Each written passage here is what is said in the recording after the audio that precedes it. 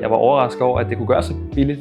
Fordi det er klart, når man har solgt 2 boliger før igennem traditionelle mælere, og man ved nogenlunde, hvad prisen ligger på, så tænker man, om det er det koster at sælge en lejlighed. Når man så får Astaldo salær, så ved man, at okay, det kan nok godt gøres en del billigere.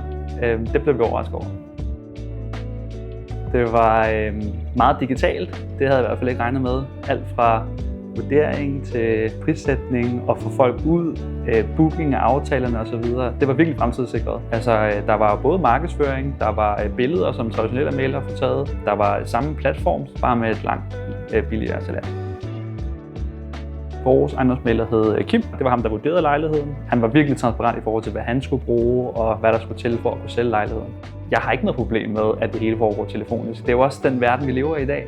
Det er blevet så digitaliseret, så jeg arbejder hjemmefra, og nu sælger jeg også bolig hjemmefra.